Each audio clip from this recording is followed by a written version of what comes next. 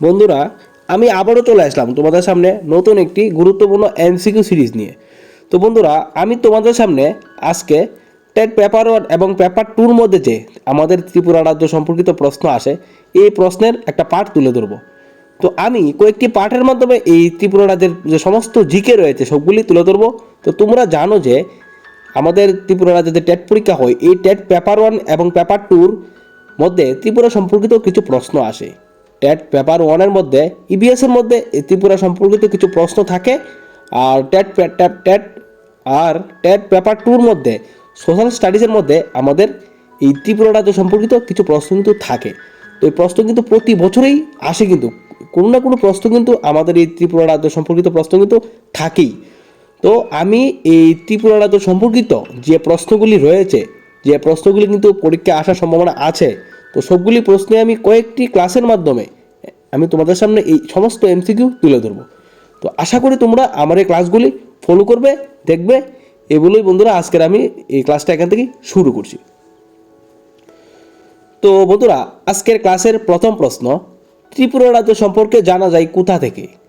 তো আমাদের যে ত্রিপুরা রাজ্য রয়েছে, এই ত্রিপুরা রাজ্য সম্পর্কে বিস্তারিত জানা যায় বিষ্ণু পুরাণে। বিষ্ণু পুরাণে ত্রিপুরা রাজ্য সম্পর্কে সমস্ত তথ্য বর্ণিত আছে। পরের প্রশ্ন, বিষ্ণু পুরাণে বলা হয়েছে কি? বিষ্ণু পুরাণে আমাদের যে ত্রিপুরা রাজ্য রয়েছে, এই ত্রিপুরা রাজ্য সম্পর্কে কি বলা হয়েছে? বলা হয়েছে ভারতের যে পূর্ব দিক রয়েছে, এই দিকে কিরাত দেশের বাস। কিরাত ভূমি ত্রিপুরা নামে পরিচিত। অর্থাৎ আমরা জানি যে আমাদের যে নর্থ ইস্ট রয়েছে, এই নর্থ ইস্টের মধ্যে কিন্তু ত্রিপুরা পড়ে। তো ভারত হচ্ছে পূর্ব দিক, মানে নর্থ ইস্ট, এই পূর্ব দিকে কিরাত দেশের পাশ। ত্রিপুরার পূর্বভূমি, মানে ত্রিপুরার পূর্ব নাম কী ছিল? কিরাত। কিরাত ভূমি কিন্তু পরে ত্রিপুরা নামে পরিচিত হয়। পরের প্রশ্ন, ত্রিপুরা শব্দের সৃষ্টি হয়েছে কোথা থেকে? অর্থাৎ কোথা থেকে ত্রিপুরা এই যে শব্দটা সৃষ্টি হয়েছে? ত্রিপুরা শব্দের সৃষ্টি হয়েছে ত্রিপুরা থেকে। ত্রিপুরা থেকে ত্রিপুরা থেকে ত্রিপুরা শব্দের সৃষ্টি হয়েছে। পরের প্রশ্ন, ত্রিপুরার ইতিহাসের অমূল্য সম্পদ কী ছিল? আমাদের যে ত্রিপুরা রাজ্য রয়েছে, এই ত্রিপুরা রাজ্যের ইতিহাসের একটা অমূল্য সম্পদ কী? এটা হচ্ছে রাজমালা গ্রন্থ। এই রাজমালা গ্রন্থ কিন্তু ত্রিপুরা রাজ্যের একটা ইতিহাসের অমূল্য সম্পদ, কারণ এই রাজমালা গ্রন্থে ত্রিপুরা রাজাদের কাহিনী, ত্রিপুরার ইতিহাস কিন্তু এই রাজমালা গ্রন্থে বর্ণিত আছে। মোস্ট ইম্পর্ট্যান্ট একটা এমসিকিউ। কি? ত্রিপুরার ইতিহাসের অমূল্য সম্পদ কী, বা ত্রিপুরা রাজ্যের ইতিহাস কোন গ্রন্থে বর্ণিত আছে? রাজমালা গ্রন্থে। মোস্ট ইম্পর্ট্যান্ট এমসিকিউ এটা। পরের প্রশ্ন, ত্রিপুরার উপজাতিদের মধ্যে সংখ্যাগরিষ্ঠ হলো কোন উপজাতি? তিপ্রা। আমাদের ত্রিপুরা রাজ্যের যে উপজাতি রয়েছে, এই উপজাতিদের মধ্যে সংখ্যাগরিষ্ঠ কোন উপজাতি? তিপ্রা। তিপ্রা যে সম্প্রদায় রয়েছে, এই তিপ্রা সম্প্রদায় কিন্তু ত্রিপুরা উপজাতিদের মধ্যে সংখ্যাগরিষ্ঠ উপজাতি। পরের প্রশ্ন, রাজমালা কবে রচিত হয়? আমি যে বললাম আগে, ত্রিপুরার ইতিহাসের কাহিনী বর্ণিত আছে রাজমালা গ্রন্থে। এই রাজমালা গ্রন্থ কবে রচিত হয়? 1407 সালে। 1407 সালে রাজমালা গ্রন্থ রচিত হয়। পরের প্রশ্ন, রাজমালা গ্রন্থ কে রচনা করেন? এই গুরুত্বপূর্ণ বইটি, যে বইয়ের মধ্যে ত্রিপুরার ইতিহাস বর্ণিত আছে, কে রচনা করেন? শুক্রেশ্বর ও বাণেশ্বর নামে দুই ব্যক্তি রাজমালা গ্রন্থটি রচনা করেন। কবে রচনা করেন? 1407 সালে। রাজমালা গ্রন্থটি কার নির্দেশে রচনা করা হয়? কার নির্দেশে, অর্থাৎ কোন মহারাজার বা রাজার নির্দেশে রাজমালা গ্রন্থটি রচনা করা হয়? ধর্মমাণিক্যের নির্দেশে। রাজা ধর্মমাণিক্যের নির্দেশে রাজমালা গ্রন্থটি রচনা করা হয়। কবে? 1407 সালে। কে রচনা করেন? শুক্রেশ্বর ও বাণেশ্বর। মোস্ট ইম্পর্ট্যান্ট এমসিকিউ এগুলা। পরের প্রশ্ন, রাজমালায় কত শতক পর্যন্ত ত্রিপুরা রাজ্যের কাহিনী বর্ণিত আছে? রাজমালা যে গ্রন্থ রয়েছে, যে গ্রন্থটা ধর্মমাণিক্যের নির্দেশে রচনা করেন শুক্রেশ্বর ও বাণেশ্বর, তো এই গ্রন্থে ত্রিপুরা রাজাদের কাহিনী বর্ণিত আছে কত শতক পর্যন্ত? 15 থেকে 19 শতকের মধ্যে যত কাহিনী আছে রাজাদের, ত্রিপুরার রাজাদের সমস্ত কাহিনী কিন্তু এই রাজমালা গ্রন্থে বর্ণনা করা হয়েছে। কত শতক পর্যন্ত? 15 থেকে 19 শতক পর্যন্ত সমস্ত কাহিনী এই রাজমালা গ্রন্থে বর্ণিত আছে। মহাভারত থেকে জানা যায় ত্রিপুরার রাজারা ছিলেন কোন বংশীয়? মহাভারত থেকে কি জানা যায়? মহাভারত থেকে জানা যায় ত্রিপুরার রাজারা ছিলেন চন্দ্রবংশীয়। গুরুত্বপূর্ণ একটা প্রশ্ন, অনেক অনেক গুরুত্বপূর্ণ একটা এমসিকিউ। মহাভারত থেকে কি জানা যায়? মহাভারত থেকে জানা যায় ত্রিপুরার রাজারা ছিলেন চন্দ্রবংশীয়। পরের প্রশ্ন, ত্রিপুরা বংশাবলী কে রচনা করেন? ত্রিপুরা বংশাবলী কে রচনা করেন? দ্বিজ বঙ্গচন্দ্র।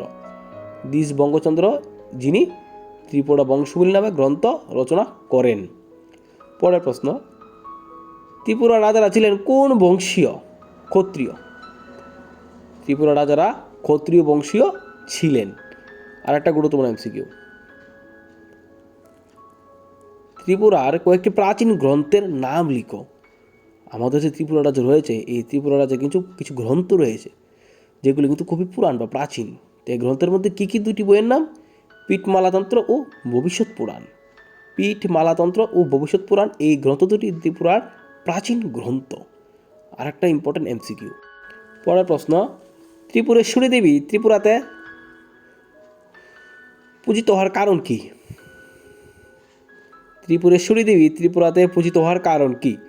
পীঠমালাতন্ত্রে উল্লেখ আছে সীতার দক্ষিণ চরণ ত্রিপুরাতে পড়েছিল। তো পীঠমালাতন্ত্র যে বই আছে, তো ত্রিপুরার প্রাচীন গ্রন্থ পীঠমালাতন্ত্র, এই বইতে যে উল্লেখ আছে সীতার যে দক্ষিণ চরণ বা দক্ষিণ চরণ ত্রিপুরাতে পড়েছিল, এই জন্যে ত্রিপুরেশ্বরী দেবী ত্রিপুরাতে পূজিত হয়। আর একটা কিন্তু গুরুত্বপূর্ণ প্রশ্ন, তো ত্রিপুরেশ্বরী দেবী ত্রিপুরাতে পূজিত হওয়ার কারণ কি? পীঠমালাতন্ত্রে উল্লেখ আছে সীতার দক্ষিণ চরণ ত্রিপুরাতে পড়েছিল, যার জন্য ত্রিপুরেশ্বরী দেবী ত্রিপুরাতে পূজিত হয়। পরের প্রশ্ন, আজকের 15 নম্বর প্রশ্ন, মধ্যযুগে ত্রিপুরার ইতিহাস জানা যায় কোথা থেকে? তো মধ্যযুগ যে রয়েছে, ত্রিপুরার যে মধ্যযুগ রয়েছে, এই মধ্যযুগের ইতিহাস কোথা থেকে জানা যায়? চম্পক বিজয় গ্রন্থ থেকে। চম্পক বিজয় গ্রন্থ থেকে মধ্যযুগের ইতিহাস জানা যায়। তো পরের প্রশ্ন, কোন যুগে ত্রিপুরার প্রথম তাম্র শাসনটি আবিষ্কৃত হয়? মধ্যযুগে। আর একটা গুরুত্বপূর্ণ প্রশ্ন, কোন যুগে ত্রিপুরার প্রথম তাম্র শাসনটি আবিষ্কৃত হয়?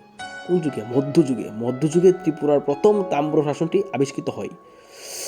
পরের প্রশ্ন, কোন মহারাজার আমলে ত্রিপুরার প্রথম তাম্র শাসনটি আবিষ্কৃত হয়? কোন মহারাজার আমলে? মহারাজা প্রথম ধর্মমাণিক্যের সময়ে। মহারাজা প্রথম ধর্মমাণিক্যের সময়ে ত্রিপুরার প্রথম তাম্র শাসনটি আবিষ্কৃত হয়। কোন যুগে? মধ্যযুগে। আর মধ্যযুগের ইতিহাস কোন গ্রন্থ থেকে জানা যায়? চম্পক বিজয় গ্রন্থ থেকে। তিনটা প্রশ্ন কিন্তু মোস্ট কমন প্রশ্ন, মোস্ট গুরুত্বপূর্ণ এমসিকিউ এগুলো, অনেক অনেক। আর আমি কিন্তু বন্ধুরা যে প্রশ্নগুলি তোমাদের টেট পেপার 1 এবং পেপার 2 আসার সম্ভাবনা আছে, এই প্রশ্নগুলি কিন্তু তোমাদের সামনে আমি এমসিকিউর আকারে তুলে ধরি। আশা করি এই প্রশ্নগুলি থেকে তোমাদের 2025 সনের এবং অদূর ভবিষ্যতে যে পরীক্ষা হবে, এই সব পরীক্ষাতে তোমাদের প্রশ্নগুলি এখান থেকে কিন্তু আসার সম্ভাবনা খুবই বেশি। আমি গুরুত্বপূর্ণ যেসব প্রশ্নগুলি কিন্তু ইম্পর্টেন্ট, সেগুলি কিন্তু তুলে ধরার চেষ্টা করি যাতে করে তোমাদের সাহায্য হয়। তো পরের প্রশ্ন হচ্ছে, রাজমালাতে প্রথম বিজয়মাণিক্যকে কী বলে বর্ণনা করা হয়েছে? প্রতাপমাণিক্য। আমরা জানি রাজমালা ত্রিপুরার একটি প্রাচীন গ্রন্থ, তো এই গ্রন্থে প্রথম বিজয়মাণিক্যকে কী বলে বর্ণনা করা হয়েছে? প্রতাপমাণিক্য। পরের প্রশ্ন, ত্রিপুরেশ্বরী মন্দির প্রতিষ্ঠা করেন কে? ধন্যমাণিক্য। ধন্যমাণিক্য ত্রিপুরা সুন্দরী মন্দির বা ত্রিপুরেশ্বরী মন্দির প্রতিষ্ঠা করেন। গুরুত্বপূর্ণ এমসিকিউ। ত্রিপুরা সুন্দরী মন্দির প্রতিষ্ঠা করেন কবে? 1501 খ্রিস্টাব্দে। 1501 খ্রিস্টাব্দে মহারাজ যদ্দ ধন্যমাণিক্য ত্রিপুরা সুন্দরী মন্দির বা ত্রিপুরেশ্বরী মন্দির প্রতিষ্ঠা করেন। ত্রিপুরেশ্বরী মাকে কোথা থেকে নিয়ে আসা হয়? ধন্যমাণিক্য স্বপ্নাদেশ পেয়ে মা দেবীকে রাঙ্গামাটি নগর থেকে নিয়ে আসেন। Most important MCQ. কোথা থেকে নিয়ে আসেন? ধন্যমাণিক্য স্বপ্নাদেশ পেয়ে, মানে স্বপ্নাদেশ পেয়ে দেবীকে রাঙ্গামাটি নগর থেকে নিয়ে আসেন। আর নিয়ে আসার পর তিনি এই মন্দির প্রতিষ্ঠা করেন কবে? 1501 খ্রিস্টাব্দে। ত্রিপুরা সুন্দরী মন্দির প্রতিষ্ঠা করেন কে? ধন্যমাণিক্য। আর মোস্ট ইম্পর্টেন্ট এমসিকিউ এগুলা। তো পরের প্রশ্ন, কোন কোন সময়ে ত্রিপুরার রাজারা মুদ্রার প্রচলন করতেন? আর একটা গুরুত্বপূর্ণ প্রশ্ন, যে ত্রিপুরা রাজারা কোন কোন সময়ে মুদ্রা, প্রাচীনকালে যে মুদ্রার প্রচলন ছিল, ত্রিপুরা রাজারাও কিন্তু সেই মুদ্রার কিন্তু ব্যবহার করতেন। তো এই মুদ্রার প্রচলন কোন কোন সময় করতেন রাজারা? রাজ্যাভিষেক, তীর্থযাত্রা এবং যুদ্ধে জয়লাভ করলে। তো তীর্থযাত্রা বা যুদ্ধে কেউ যদি রাজ্যাভিষেক করে, রাজ্যাভিষেক করে তীর্থযাত্রায় যায় এবং কেউ যুদ্ধ জয়লাভ করে আইলে কোনো রাজা, তখন কিন্তু তার ত্রিপুরা রাজারা মুদ্রার প্রচলন করতেন। মোস্ট ইম্পর্টেন্ট, গুরুত্বপূর্ণ এমসিকিউ এগুলো। তো ত্রিপুরায় কয় ধরনের মুদ্রা প্রচলিত ছিল এটাও আসতে পারে কিন্তু। কয় ধরনের মুদ্রা? 5 ধরনের মুদ্রা প্রচলন ছিল ত্রিপুরায়। কয় ধরনের মুদ্রা? 5 ধরনের। তো গুরুত্বপূর্ণ প্রশ্ন কিন্তু এগুলা। পরের প্রশ্ন, তীর্থস্থানের স্মারক হিসেবেও কিসের প্রচলন হতো? মুদ্রার। তীর্থস্থানের, আমি যে আগে বললাম ত্রিপুরার রাজারা মুদ্রার প্রচলন করতেন কোন কোন সময়ে? রাজ্যাভিষেক, তীর্থযাত্রা ও যুদ্ধে জয়লাভ। তীর্থস্থানের স্মারক হিসেবেও কিন্তু মুদ্রার প্রচলন ছিল। পরের প্রশ্ন, গুরুত্বপূর্ণ প্রশ্ন একটা, আজকের 25 নম্বর প্রশ্ন, ত্রিপুরার যে ভাস্কর্য শিল্প ছিল এগুলি কয়টি দ্বারা বিকাশ লাভ করে? 2টি দ্বারাই। ত্রিপুরার ভাস্কর্য শিল্পের 2টি ধারা ছিল। কি কি? বৌদ্ধ দ্বারা ও হিন্দু দ্বারা। এই 2টি দ্বারাই ত্রিপুরার ভাস্কর্য শিল্প কিন্তু বিকাশ লাভ করে। পরের প্রশ্ন, ত্রিপুরার ভাস্কর্য শিল্পের ধারাগুলি কি কি? কি কি? আগে কিন্তু আমি বলেছিলাম, বৌদ্ধ দ্বারা ও হিন্দু দ্বারা। এই 2টি দ্বারাই ত্রিপুরার ভাস্কর্য শিল্পের বিকাশ কিন্তু বাড়ে বা এগিয়ে যায়। পরের প্রশ্ন, রত্নমাণিক্যের অপর নাম কি? রত্নফা। রত্নমাণিক্যের অপর নাম ছিল রত্নফা। ত্রিপুরা রাজ্যের প্রতিষ্ঠা করেন কে? আমরা যে থাকি ত্রিপুরা রাজ্যে, এই ত্রিপুরা রাজ্যের প্রতিষ্ঠা করেন কে? তো চন্দ্রবংশীয় রাজা সম্রাট যযাতির পুত্র দ্রুহ ত্রিপুরা রাজ্যের প্রতিষ্ঠা করেন। কে? চন্দ্রবংশীয় রাজা সম্রাট যযাতির পুত্র দ্রুহ ত্রিপুরা রাজ্যের প্রতিষ্ঠা করেন। পরের প্রশ্ন, কার নাম অনুসারে ত্রিপুরা নাম করা হয়েছে? কোন রাজার নাম অনুসারে বা কার নাম অনুসারে ত্রিপুরা নামকরণ করা হয়েছে? দ্রুহর পুত্র ছিলেন ত্রিপুর, তার নামে রাখা হয়। মহারাজা দ্রুহর পুত্র ছিলেন ত্রিপুর, ত্রিপুরের নাম অনুসারে রাখা হয় ত্রিপুরা। রাঙ্গামাটি নামে পরিচিত ছিল কোন জায়গা? আমাদের রাজ্যের উদয়পুর যে জায়গাটা রয়েছে, এই জায়গাটা রাঙ্গামাটি নামে পরিচিত ছিল। তো বন্ধুরা, এটা হচ্ছে আজকের ক্লাসের শেষ প্রশ্ন। তো রাঙ্গামাটি নামে পরিচিত ছিল উদয়পুর, এই জায়গাটা রাঙ্গামাটি নামে পরিচিত। তো এই প্রশ্নগুলো আমি আজকে তুলে ধরলাম। তো আজকে আমি তোমাদের সামনে ত্রিপুরার যে টেট পরীক্ষা, এই পরীক্ষায় যে ত্রিপুরা রাজ্য সম্পর্কে যে প্রশ্ন আসে, এই প্রশ্নের মধ্যে আমি গুরুত্বপূর্ণ 30টা এমসিকিউ, 30টা এমসিকিউ তোমাদের সামনে আমি তুলে ধরলাম। তো এই প্রশ্নগুলো কিন্তু খুবই গুরুত্বপূর্ণ। তো এখান থেকে কিন্তু প্রশ্ন আসে, আমি আরও ক্লাসের মাধ্যমে তোমাদের এই চ্যাপ্টারটা কমপ্লিট করে দেবো। অবশ্যই তোমরা এই ইম্পর্টেন্ট প্রশ্ন পেতে আমার ত্রিপুরা টেট অ্যাসপিরেন্ট চ্যানেলটাকে ফলো করে পাশে থাকবে এরকম গুরুত্বপূর্ণ ক্লাস পাওয়ার জন্য। আশা করি তোমরা এই ক্লাসগুলি থেকে খুবই উপকার পাবে। তো আমি আমার সাধ্যমতো তোমাদের জন্য যেগুলো আমি নিজে পড়েছি, তো এইগুলি থেকেই তোমাদের আমি প্রশ্নগুলো এই ইউটিউব চ্যানেলে তুলে ধরছি। তো সবগুলি প্রশ্ন তোমরা গুরুত্ব সহকারে দেখবে, ভালো করে পড়বে আর নোট করবে। তো আরও আমি প্রতিনিয়ত এরকম গুরুত্বপূর্ণ ক্লাস নিয়ে আসবো। আর ত্রিপুরার যে এটা রয়েছে, এটা সবটা কমপ্লিট করবো আস্তে আস্তে। একটা ক্লাসে তো একটা ভিডিওতে তো এই ক্লাসগুলো করা সম্ভব নয়। তো আমি আস্তে আস্তে চেষ্টা করব সবগুলি প্রশ্ন তোমাদের সামনে আমি তুলে ধরার। তো তোমরা ভালো করে পড়ো, প্রিপারেশন করো। এই বলে আমি আজকে ক্লাসটা এখানেই সমাপ্ত ঘোষণা করছি। আর তোমরা আমার হোয়াটসঅ্যাপ গ্রুপেও জয়েন হতে পারো। তো হোয়াটসঅ্যাপ গ্রুপে জয়েন হওয়ার জন্য তোমরা কী করবে? ভিডিও ডেসক্রিপশনে ত্রিপুরা টেট অ্যাসপিরেন্টের হোয়াটসঅ্যাপ গ্রুপের লিঙ্ক দেওয়া থাকবে। তোমরা সেই লিঙ্কে ক্লিক করে জয়েন হয়ে যেতে পারো। তাহলে তোমরা নিত্য নতুন ক্লাস আর তোমাদের চাহিদা অনুযায়ী আমি ক্লাসগুলো দিতে পারবো। তোমরা আমাকে জানাবে হোয়াটসঅ্যাপ গ্রুপে জানানোর পর সেই টপিকগুলিতে আমি বেশি গুরুত্ব দেবো। তো এই টপিকগুলি তোমাদের আমি নিয়ে আসার চেষ্টা করব।